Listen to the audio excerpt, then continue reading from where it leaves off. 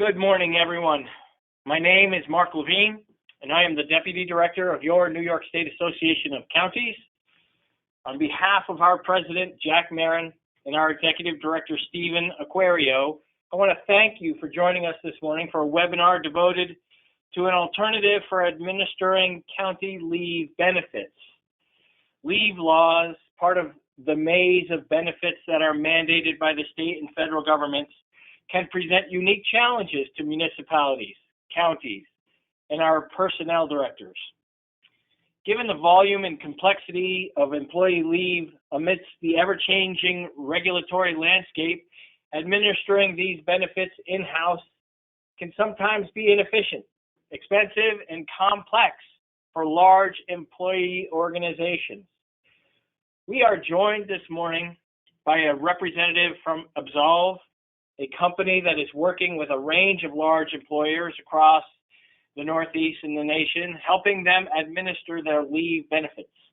AbSolve came to us after years of working with hospitals in New Jersey and started working with hospitals right here in New York. Maybe it's Pennsylvania. I'll let our speaker address that when he talks to us.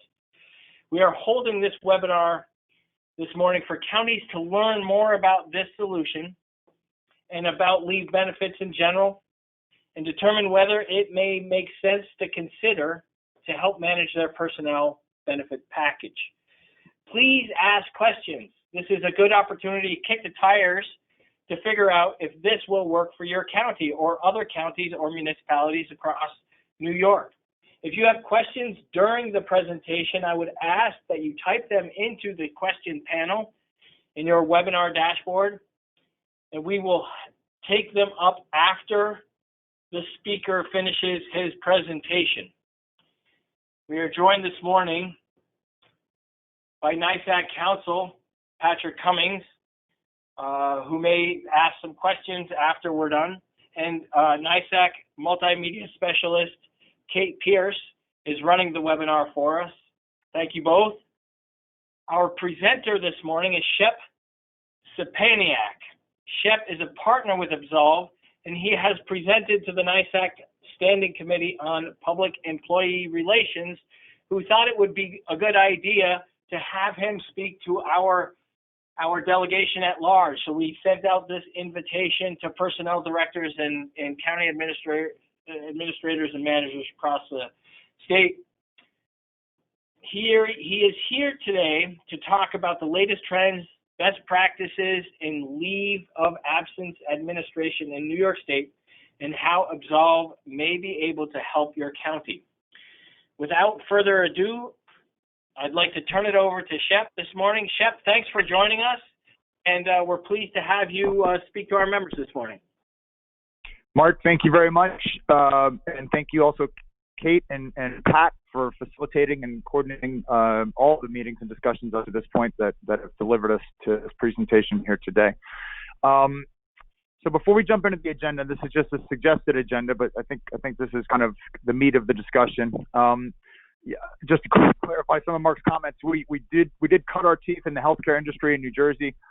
We did move. We are working in Pennsylvania, but I think more notably, we've moved into New York over the last couple of years, and the similarities between New York and New Jersey are many, particularly in the fact that there are only 2 of 5 states in the country that mandate statutory benefits, short-term disability benefits. The paid leaves, the paid family leave benefits are coming on, certainly in New York and New Jersey, but they're more prevalent in other states. But New York and New Jersey are really very unique and very similar in terms of their statutory benefits requirements. And on that, AbSolve was developed about 10 years ago, specifically to address the administration of not only the federally required leaves, but the statutory benefits, and really just focuses on the first 180 days of leave as an administrator, purely as an administrator.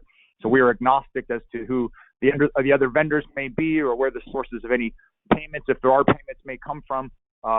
We really just look to execute whatever the leave of absence program is for that employer or that cohort, that group of people within that employer, alongside whatever is federally and statutorily required. So that's enough about AbSolve. I thought that we would start off the agenda, which is, the first thing is, what are we talking about? I think it's important to help just frame the conversation. And then give some fun facts on leave of absence. They're probably really not that fun, but I think that it might just help put some edges around the discussion, help quantify some of the areas of impact that we're talking about. I'll give you a little bit more about AbSolve, and it's really just kind of process-oriented stuff, because we feel like we built a unique mousetrap, and we get unique results to what we think is a very complex and challenging and expensive issue. We'll go through a savings exhibit. Just an exhibit. It's a one-pager, and it should be pretty quick and easy to understand. Just some food for thought, and then we'll turn it over to the group and Mark and Pat for some Q&A. So, if we could move to the next slide, Kate, that would be helpful. So, this is kind of what we're talking about, and really, I understand that from a municipality and a county government perspective, many have opted out of either paid family leave or even New York DBL, or those benefits may be provided through a union. So we're really speaking today, I understand, about the left center side of the screen. Any leaves that you're mandated to administer by law, state or federal or even local, and then anything the employer, you as a county, may extend or need to abide by because it's collectively bargained, in addition to whatever's required by law. So those are kind of the rules of the game, whether they're defined by the federal government, the state of New York, or a collective bargaining agreement, or the county's rules themselves. Those are the rules. And so we'll just call those collectively the laws. And that's really the center left side of the screen. And so this slide looks like a mess. And the reality is this is leave of absence, and it is kind of a mess, So an employee makes a leave of absence, a request, it comes into the department level, and the department manager, supervisor, whomever is handling that leave has to be up to speed on all the laws and all the provisions and all the agreements that have been made labor-wise and otherwise, and administer benefits from there, and with any luck, communicate to the other stakeholders involved, whether it's benefits, time and attendance, payroll, staffing, whatever that might be. And so it is a complex world with a high frequency of events and again, very complex events. And this is what creates that kind of a stew, if you will, of a compliance issue for many employers, an administrative issue for many employers, and a cost or expense issue for many employers. Not in every case, but in some cases, when a person goes out, they have to be replaced. So we'll get to more of that in a little bit. I thought that we would advance to the next slide, please, Kate, and just talk about the employer challenges. This is kind of the fun facts section. So next slide. Thank you. So, these are not my statistics. This is a lot of research that we've put in to, one, validate starting and continuing on with this business, but also to be sure we're in touch with the marketplace and what are the pain points and what are the issues for the employers. And so there has been many surveys conducted on this by many independent reputable sources. This one is from the Society of Human Resource Managers, and they did it in partnership with Kronos, which is a time and attendance vendor. We have other statistics from Mercer and Hewitt, and so all the big consultants who have surveyed groups and weighed in on this topic, they've all pretty much come to the same conclusion. And one of the big pain points for employers is just administration in general. Internal practitioners struggle with keeping up with the laws, interpreting the laws, intermittent leaves, finding alternative work positions for employees if that's even allowed, not injuring the morale of other workers when people aren't showing up, and not being disruptive, ensuring the quality of work is maintained, especially when people are out and or there's replacement labor, managing overtime if there is replacement labor, and then if you have to replace somebody, they need additional training. And so the bottom line is, this is really what folks are struggling with, and it's not fun. It's not, I'm sure that the HR practitioners charged with doing this take great pride in their work, and they're extremely diligent and maybe even enjoy it. But the survey results indicate that this isn't anyone's core competency. It's required in terms of the sense of it's compulsory, but it doesn't contribute to people's business. It doesn't help you run your business. It's an impediment to running the business. And so while we're all charged with maintaining these benefits and complying with these laws, it's not that much fun, and it's certainly not a core competency of any organization in terms of what they're trying to deliver on in terms of mission, vision, values, stuff like that. Next slide, please. So in addition to it being unfun, it's also there's a lot of liability associated with administering leave incorrectly. And in addition to employees bringing suit against their employers, that's up 26% year over year. And it's expensive to defend those suits if they occur, win or lose.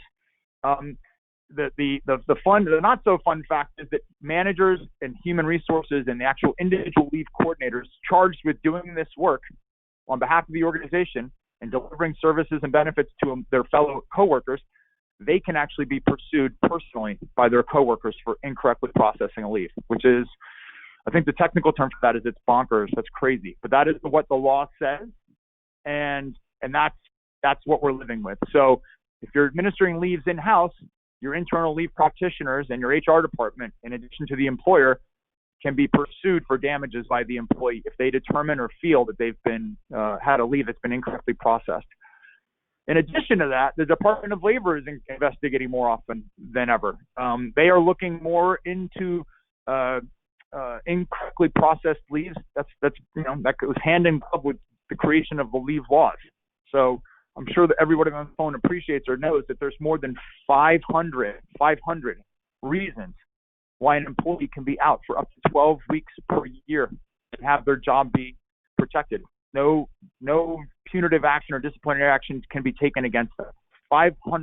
More than 500 reasons. So again, keeping up with that and the volume of leaves and the complexity of the leave laws, federal, state, local, employer, collectively bargained, it's a lot. It's a bear. And it can be very expensive to do it incorrectly. So there's a liability there, and it's binary. You're either doing it perfectly or you're not. It's a 0 or a 1. Getting a 99% in this world, unfortunately, is a failing grade in many cases. So I know, again, that's bonkers, but that's the world that we're in here. Next slide, please, Kate. So the formatting's a little off on this slide. I'll do my best to help us navigate through it. But again, this is a SHRM reference, and this is direct cost absence as a percentage of payroll. And so there's really three components here. There's what you would normally pay your regularly scheduled workers. That's about 8%. Whether they're in or they're out, they could call out, and 9 times out of 10, there's a salary continuance provision. There's a paid time off policy. There's a disability benefit. There's a work comp benefit. There's whatever there is, there's a paid component to that. And that is 8.1% of payroll every year. What complements that is placing that labor. And again, this is SHRM. This is all industries, all sizes across the country. So we'll get into what I think makes New York counties unique in a second, and actually makes these numbers a little bit bigger. But this is just a homogenation of all the industries and all the employers: healthcare, government, pharmaceutical, life sciences, manufacturing, everything. The complement to that 8.1% of regularly scheduled pay is the replacement pay. Again, replacing people that aren't there, because the roads still have to be built, the bridges still have to be fixed, the folks still have to be policed. You still have to put deputies and police officers in police cars. All of that stuff still has to happen. It can't really suffer because people are out, not for any period of time. And so that's a combination of overtime, which is a big chunk of it, 5.7%, and then the replacement workers themselves, if there's some type of float pool or per diem in the case of a hospital setting or something like that, that's another 7.3% of payroll. So it's almost equal to the amount of payroll that's idle, meaning the 8.1% of payroll where people aren't showing up to work, they're out sick.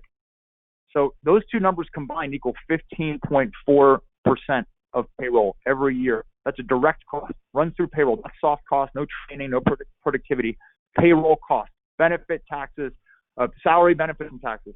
So those are hard dollars, and those are big dollars. If you'd flip to the next slide, Kate. This is a busy slide. Lots of information on here, and it really assumes that somebody might read this after the fact. But here's the same numbers that we were just talking about in the context of payroll. And I think what's alarming to most folks is to see healthcare, which gets a lot of attention and a lot of scrutiny every year, How do we reduce our prescription drug expenses? How do we drive people in network? How do we shift costs so there's a deductible on the front end and we pay the back end? That's 13.6% payroll every year. And absenteeism is more than that, 15.4%. So I don't know that a lot of people realize that. And again, it can be alarming. The items in orange, the salary benefits continuation, the short-term disability benefits, the administration, internally or externally, doesn't matter. That's the number you're going to pay anyway. Doesn't matter if anybody goes out or not. That number is flowing through payroll, period, just to do your business. The replacement piece, again, is almost equal to that number. So, again, this is all industries, all sizes across the entire country. I would submit that counties in New York State have it tougher. Just as hospitals in New York State have it tougher. They're larger employers with more diverse workforces. They show up to remote locations. Not everybody, you can't just pop your head above the cubicle and see who's at work today, or they're in the field, and they do all different types of jobs. They could be judges, they could be healthcare workers, they could be police officers, they could do food service, all kinds of different workers. And so when we say diverse, that's what we're talking about. We're talking about the diversity of skills and the diversity of occupation, in addition to the diversity of people, which I'm sure is present. But when we speak about diversity in this context, it's really different types of workers. It's not just a widget. And so I would submit the cost is even greater than 15.4% for counties. I know it's greater than that for hospitals. And that's where we got into this conversation. We really felt there were some similarities between the size and complexity of government business compared to that of hospitals. Next slide, please, Kate. So as I've already alluded to, here are all of our fine counties, 57 counties in New York, and I don't feel like the statistics we just reviewed fully capture diversity and complexity of New York counties. The fact that there is a mandatory short-term disability benefit in New York, regardless of where that comes from, through the counties or through a union. The labor replacement requirement is not as high for hospitals, but I think it's still relatively significant, especially when you consider police, fire, maintenance, transportation. Next slide, please. And so it's another busy slide, but this all kind of culminates into one really key data point from our perspective, and that is when you take into consideration the structure of counties and the different types of locations they can show up to. It could be an office building, could be a hospital. They could be showing up to a dump truck or a police car. That could be their location. And the different types of workers. You could have a professional, you could have a healthcare worker, you could have a construction laborer, you could have a police officer, and then you consider the rules, again, federal, state, local, and collectively bargained or employer policy. That is a humongous matrix of complexity and compliance and administration that is difficult for many employers to meet the challenge of.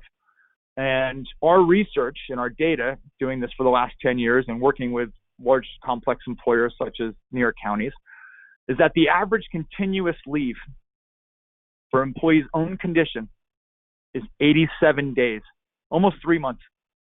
87 days that people are out on average for their own continuous condition. And so what does that mean? Well, I mean, that's a long time to be out. And I think that any movement you can make on that number is going to significantly impact operational efficiency and the budget within counties, the overtime that gets paid out. And just so we're on the same page, when we talk about a person's own continuous leave, it's to care for themselves, and that is about 83% of all leaves. 83% of all leave requests are continuous leaves for care of self. And so it's a big bucket of opportunity in our world and then from our view.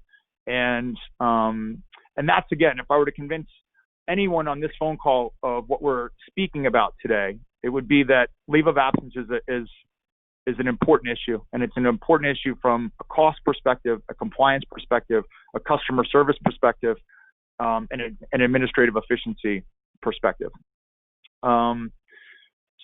So we can move to the next slide, please, Kate. Thanks. So I think that it's important to note, again, this isn't my information. This is how we've designed our business, but it's not my information. This is, again, part of the industry surveys that are conducted every year or two by all the different, consulting houses and insurance companies. the best practice dictates that leave of absence really be outside the walls of the organization, or outside the walls of the employer. One, as we've touched upon earlier, it's not a core competency of anybody's business. It's a necessity. It's a necessary evil of conducting business in the country, in New York and New Jersey, in the statutory benefit states, and by virtue of that, it's hard to be expert at something that's not your core competency. And so it should be out not only for compliance and efficiency reasons, but for liability reasons. It should just be outside the walls. If at all, and this is an optimal view. This is not realistic for many employers on day one. But one, get it outside your walls. Number two, try to get it to go all through a single centralized source. You really have, forgive the expression, one throat to choke in the leave of absence conversation. You call this number, you deal with them for everything. They might quarterback and warm handoff to other vendors in that set. It could be a disability vendor, a workers' compensation vendor, a paid family leave vendor, whatever that might be. It could be back to payroll for supplemental pay or continued pay. But the capture of these events really should be centralized and through a single source. Ideally, the administration of all these benefits is through a single source as well. So you're not ping-ponging the employee around and get into a he said, she said conversation when there's a leave that becomes problematic. And again, there's 500 different reasons why people can be out on a federal level. There's statutory equivalents to that. There's disability benefits or paid time off benefits to go along with that. There might be paid family leave benefits. So those should all be concurrently managed, not consecutively managed, but managed at the same time. And your goal as an employer is to deliver exactly what an employee is entitled to under law and under your employer policy, and no more. And if you choose as an employer to be more generous, at least you're in a position to understand everything the employee has gotten, and if there's merit to giving the employee more than what's been bargained for. And so those three items, outside the walls, centralized through a single source, and concurrent, they're kind of all one thing, or they can be. But again, that's optimal. It's not necessarily realistic for employers to take that step on day one. In our world, you want to add in clinical expertise. You want to have nurses on staff that are able to talk turkey with the doctors, for lack of a better term. You want to have really good data, real-time data coming in and feeding your managers, your supervisors, HR, payroll, so they're not behind the eight ball responding retroactively. They know what's going on in that moment, and they can make a decision at that time. And it's good, timely, accurate information. And then ideally, you have industry specialization, because it's not enough to say you're a large, complex employer in New York. You really have to focus on whether it's healthcare or government business or manufacturing. We believe that specialization makes a difference, and so do the experts. So this is best practice, and it's optimal, and it's aspirational. It may not be realistic for many employers on day one, but this is how our business was designed, our program was designed, just like this, and only to focus on leave of absence benefits really for the first 180 days of leave. Next slide, please, Kate. So I think that, hopefully we've done a decent job of illuminating the issues at a high level and quantifying the problem. And I think that in our world, we see those big numbers, whether it's the cost as a percentage of payroll or otherwise, or it's the length of leave, which they go hand in hand. The length of leave drives that cost. I think it's important to kind of we view that as an opportunity, and how we've designed the business to address that opportunity, and how you can think about designing your processes and your internal resources to address your own challenges. If you stay the course and do it in-house, or you pick your vendor set, or whatever that may be. But I think it's important for this group of folks to understand at a high level, what does a good structure and process look like? So if we can go to the next slide, please, Kate. So again, I know that we're not talking about the bottom half of this slide, so to speak. I think the paid leaves are handled through either opt-out or payroll or disability benefits that may be provided through a union. But regardless, you want to take a very comprehensive look at the entirety of the leave equation. You want to include the manager and the supervisor to make sure they're engaged in the process. A lot of this is about timeliness of notification and timeliness of information, and then the quality of that information when you receive it. And so our model is highly proactive, and I'm not going to belabor that point, but it needs to contemplate, any model needs to contemplate whether the time is protected, whether it's paid, whether it's federal, state, local, collectively bargained, and otherwise an employer provision. and where are those sources of benefits coming from, whether that's vendors, whether it's self-insured, whether it's a state fund, whatever that may be. Just knowing and understanding all those different moving parts in this equation is paramount to doing this work effectively. And so this is just a generic claim map, and you have to determine eligibility, and I think we're talking about really the top half of this, if you will, the protected time. But, eligibility is a process. Getting people approved or denied is a process, and all the communications that go along with that. Understanding the dates of leave, when people are going to go out, when they're going to come back, communicating that internally to various stakeholders. Are people going to extend? Very seldom is it the case where an employee says, I'm going to be out for 90 days, and it's also medically necessary, and everybody agrees on that number. That usually never happens. What normally happens is somebody says, I'm going to be out for 4 weeks or 6 weeks, and then they let you know about 5 weeks into that leave, I'm going to be out for another 2 or 3 weeks. And then 2 or 3 weeks later, they're going to kick it down the road again. I'm going to be out for another 2 or 3 weeks. And that becomes a continuous leave that just goes on and on and on. And so when you look at it on its face, initially, day one, you go, oh, okay, 30-day leave, no problem. But 30 days turns into 60 days, turns into 90 days pretty quickly. And it's not just at the beginning. It happens through extension. So being on top of that and doing all the follow-up in between that needs to happen to validate the documentation, to validate the medical appropriateness of a leave, that's key to driving efficiency and better outcomes in this environment. And then, of course, if somebody is going to be exhausted, now you have to, do we accommodate them? Can we hold their job? Is there some type of modified duty? Do we really think they're going to come back in 2 weeks, and therefore we can give them an accommodation under ADA? Are we going to give them additional time? Those are all even more subjective questions and answers, and they require more thought and more resources and more documentation and more discussion.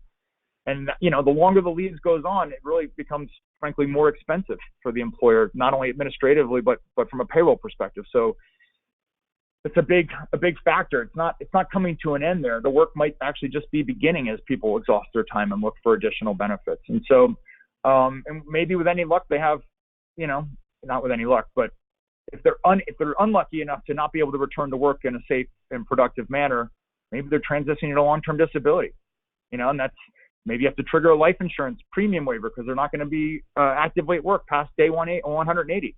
So there's always some work to do, and until that leave sunsets, it could be months, if not years, off into the future. So it is complex. Next slide, please, Kate. So the last slide was kind of what we're doing, and I think what we're doing is interesting. It's what we're talking about today, but our view is it's how you do it. And this is another busy slide, but we got into this business and created this administrative solution only for leave of absence because we surveyed the marketplace. We were on the broker side for 15 years, and we couldn't find a solution in the marketplace that really aligned with the employer from day one. If you speak with the life and the disability carriers, that's what they want to write. They want to write life insurance and long-term disability policies. They're not terribly interested in the short-term disability piece. They're not terribly interested in the FMLA services. They're not terribly interested in paid family leave. All that's changing a little bit. And so they put their resources to work in the areas they care about, which is life and long-term disability, not services, not day one. And so you can have a claim go down the road for weeks and months and be pretty fully baked before an independent third party, a traditional insurer, Unum, Guardian, Hartford, Aetna, whomever, Cigna, comes along and says, we better put some management around this. We better, let's figure out what's going on with this claim. Well, at that point, the expensive part is pretty much over for the employer. You've either replaced that person full-time or you haven't. You've done all the work to administer that leave. The high numbers, and again, the volume and the complexity in the first 30, 60, 90, 180 days. After that, it is what it is. It takes on a life of its own. It needs a lot less work. And so that's how the traditional insurers on the top half of the screen have kind of aligned their processes and resources. They really want to prevent long-term disability, not prevent absence. And so recognizing that, we built our model to have a lot more engagement a lot sooner, and we apply a lot more resources a lot sooner in the process to really not to contort the employee. If anything, it's to further support the employee. We'll get to that in a second, but we want to provide a highly supportive environment and a highly engaged environment. It serves everybody at that level. But we decided that we wanted to do a lot of the work for the employee. We want to get all the information and be in a position to manage a claim by day 8, at the latest, by day 8, not by day 80 or 90, but by day 8. And and it doesn't necessarily change the impact of the result on every claim. The fact of the matter is that the 80-20 rule applies really well here. 80% of the claims they go as they should, or just about. The doctor's got the right prognosis, the employee has the right attitude, they make the right progress, and they get back to work as they should. Maybe with a little help, a little nudging here and there, but it goes basically as it should. It's the 20% of claims that really drag it down, whether it's a frequent flyer, which is a term we use in our environment for an employee who feels entitled to take a leave every year or twice a year, just as part of their total compensation. Whether it's a doctor that's not playing ball and they say, well, guy's got sniffles, you should be out for 90 days. Those types of conversations, that's the 20%. And you wouldn't believe how much waste and inefficiency is in the system, if you will, at that 20%. And so that's where we scrutinize all the claims. We apply this process to all the claims, but it really ends up going to 20 to 30% of all claims really get ongoing scrutiny and rigor in terms of evaluation and collaboration with employees and physicians. Next slide, please, Kate. And so this is yet another busy slide. I apologize for the density of all these slides, but this is the employee experience in our world anyway. And we've found that if we drive employees to the phone to make a claim, we get a much faster and higher quality intake, which is we collect all the information we need to understand and manage that claim, and we can do it over the telephone. A lot of that information is just being confirmed. A lot of it is already populated in our system. Certainly the leave policies and all the rules, federal, state, local, collectively bargained, and other employer provisions, those are all automatically populated in our system. Any leave history, so anything people have taken prior that would need to be credited or debited from their leave balance, if you will, their time balance, we have to understand that, and that's already in our system. And then the census and payroll data we loaded into our system as best we can. Not every employer is able to provide that, but we can still chase it down at the point of intake. But the point of driving people to the telephone is again, engagement. It's to let them know that somebody's there for them, somebody's collecting this information on their behalf, somebody's on top of it, somebody can give them expert support and guidance if they have any questions or if they need to call back. They have a dedicated person that they speak to for their entirety of their claim who actually specializes in their condition. And so they're able to talk turkey with that client, claimant, with that doctor's office. And it just allows for, again, a much more expedient and efficient process to the point where the employee calls in, we ask them to verify who they are and verify a couple key pieces of information, and then we'll do the rest of the work, meaning we'll go to the doctor, we verify who their doctor is, we go get the attending physician statement if there is one, any medical documentation, any employer statement, any time or wage information. We either have it or go track it down on behalf of the employee. The one reason is it's a customer service function, right? We think that person's, they're laid up. They're not, again, 80% of the time the person is just legitimately cannot come to work. And so we figure they're in pain, they're in need, and we should do as much as we possibly can for those folks to take care of them. The other side of that is we get a lot of great data very early on in the process, and we're not waiting on the employee to give it to us. We're not waiting on the employer to give it to us. We're not waiting on the doctor to give it to us. And that proactive approach puts us in a position to understand the event that's happening and manage it to a better outcome if there's an opportunity for that. And again, not in every case. It's not the case in every claim, but we take that approach with every claim to make sure we get 100% capture of the opportunity and 100% capture of the opportunity to generate a better outcome. And all the same steps that we were talking about on the 2 slides ago, we have to do that, right? We have to determine eligibility. We have got to manage that event. We've got to coordinate with other stakeholders, other vendors, other benefits and programs. And if the employee's not returning to work, we have to transition that person to whatever the next world is. It could be long-term disability, could be retirement, who knows, right? So, but this telephonic model we think is invaluable to driving better outcomes. That's enough on process. Kate, can we go to the next slide, please? Thank you. So I thought we'd go over a savings illustration. This is just food for thought. This is not the gospel. I can say that if you just flip to the next slide, Kate. Thank you. In our world, again, when we meet an employer, the formatting's a little bit off here too, guys. So I apologize. But In our world, when we meet an employer, they're at that 90-day average. And our program average for leave administration is 56 days, 56. So it takes over a month off the average length of leave. And, that's a huge number. And in the context of FMLA only and employer-sponsored leave, that number may not be realistic for this group of people in the context of this discussion. But we can certainly do better than 1 day.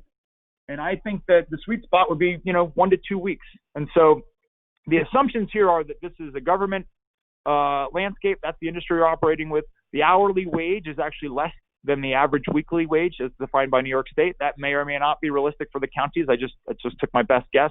We are assuming that people work 40 hours a week, and we assume they're being replaced 50% of the time. That might be high. Maybe it's 20% of the time. I could be completely misguided there, but those are the assumptions. And you looked at it in this kind of 3 or 4 different dimensions, right? So one is, never mind my hourly rate or what I think we're saving in terms of dollars. Let's look at the time. If you saved a day, it'd be 8 hours or 7.5 hours or 7 hours, depending on how long somebody gets for lunch. Paid time, shift hours saved. So just 1 day per leave makes a difference, 8 hours. But I believe we can do better than that. So if you start looking at a week or even 2 weeks, the time starts to really add up. If you have 100 leaves a year, that's 4,000 hours. That's 8,000 hours. How many FTEs is that? 2 to 4. That's a lot. And again, I'd submit that you're in the first column, the idle pay, that orange from the previous payroll chart. That's folks that are not going to work, but they would be paid otherwise. Whether they go or whether they don't, they're going to be paid. That money is typically running through payroll. And so that's your straight pay, regularly scheduled labor. And if you look at the replacement factor, let's say we're replacing 50% of the time, you're paying somebody $1,400 a week to go to work at $35 an hour, and half the time you're paying somebody the same amount to replace them. So that's half of that, $700. And so for one leave, you could save $2,100 if you knock the week off of it. And again, if you have 100 leaves a year, that's hundreds of thousands of dollars in savings, hard dollar savings through payroll.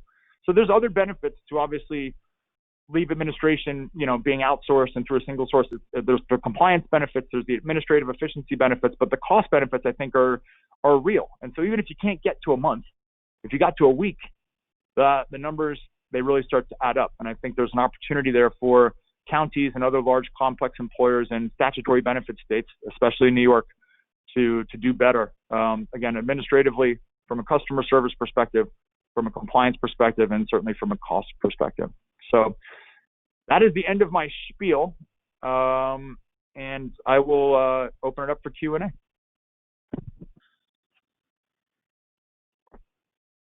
Hey, Shep, thank you very much. Great presentation. I would remind attendees that if they have any questions, please, at this moment, go to your question panel on the right-hand side of your GoToWebinar dashboard and type in any questions you might have. The first question we have here, Shep, is how does this solution, this leave benefits solution, fit in with other benefits that a county provides, like workers' compensation? Great question. So we are purely an administrator, and we are agnostic as to who the other vendors are and who other payers may be. And so that is our job. Our job is to coordinate those benefits, to coordinate with those vendors, to have strong working relationships and handshakes with those vendors. So if there is a time of transition or there's an additional vendor that a claimant needs to speak to during time of leave, we understand who they are. We understand how to get a hold of them. We understand the provisions of those benefits enough to at least guide that person to that resource or that vendor. And that's just the reality of our world. You can't typically do it all in one place, as optimal as that is. And so we understand that, and we've designed our program to have, what I didn't speak about today was how great our people are and how great our systems and technology is. We really believe in the process piece of it, but I don't want to discount the way we have to connect with and integrate with and work with other vendors. So it's something we do every day, and it's something that we fully anticipate working with large complex employers like the counties. Okay, great. Thank you. How has and will the COVID-19 pandemic going forward impact the leave request system? Do you anticipate, or what is your so far? So I think It's interesting. That's a big question, and I think that I'll tell you what we know so far about how COVID has impacted it based on our exposure. And we administer these types of benefits for the city of New York, which may or not be a good thing, for about 300,000 or 400,000 hospital workers outside of the city of New York, in both New York and New Jersey, and another couple million folks through insurance companies that are all different industries of all different sizes, all really still in the Northeast. And as much as COVID has disrupted everybody's working world, we have not seen a huge uptick in claims. We saw a huge uptick in phone calls. There's been a lot of inbound inquiry and confusion, and how am I supposed to take care of my kids? And is this a qualifying event? And do I, under the new temporary leave laws and executive orders, do I get benefits? And in many cases, those questions and inquiries did not translate into claims. So I think in the short term, meaning the last 6 months of the pandemic, it's quieted down over the last 2 or 3 months, but particularly in April, May, June, tons and tons of inbound questions. And I can tell you that for the city of New York, for example, right now, there's a dozen COVID PFL claims, 12, which is low. So, we have to be up to speed on what those provisions are. They expire at the end of this year, those temporary executive orders. They may continue or be continued into 2021. And we'll see. I think it's caused and created a lot of confusion on the behalf of employees and employers. It hasn't necessarily translated into additional benefits. And as we return to work, right, we're still people are still slowly returning to work, if at all. I think you'll see more utilization of those benefits and not just more interest or confusion around those benefits. But at this point, it's been a lot of communication around the opportunities for employees and not a lot of opportunity for employees to claim additional benefits. That's been our experience. Okay, great. Does your program focus on the entire county workforce, or do you focus more on like a particular department with higher risk that leads to higher leave rates, such as a sheriff's department or a 911 emergency Sure. department or something? Yeah, I think so. We take a holistic approach. We capture the entire eligible population in our world if we can, and if the employer so chooses. With the employer and with our own experience, we understand that there are some higher risk / higher utilization groups versus others. Administrative assistants and folks that report to an office at 9 to 5, they present a different risk than somebody working in the field who may be more gray to blue collar, who has more occupational hazards, who may have different lifestyle habits, and who works in the field. And so, I think, again, we take a holistic view and we capture everybody. We treat everybody objectively, certainly with empathy, dignity, respect, all that good stuff. And we make sure that their leave is administered to the letter of the law and the spirit of the employer policy. But I think what you're alluding to and what is real is that the resources naturally kind of gravitate toward those higher risk and higher need groups. And we find that claimants need more support in that environment at the employee level. We find that managers and supervisors need more support in that environment because they're dealing with more leaves and more complex leaves, and they're kind of harder to pin down when people aren't reporting to the office or sitting in a cube every day. And so our resources naturally gravitate toward those higher risk, higher utilization groups. But we take a comprehensive and holistic approach to the entire group. For a county that is not currently paying to administer this, they're administering it in-house right now. Yeah. What's the process for working with AbSolve to determine their premium and how they might generate savings for doing something like this? So we would work side by side with the counties to understand, what their costs are today, what their leave events looked like today or over time, and help them qualify and quantify the opportunity. I think that return on investment can be wonderful. It can also be elusive, and we want to demonstrate.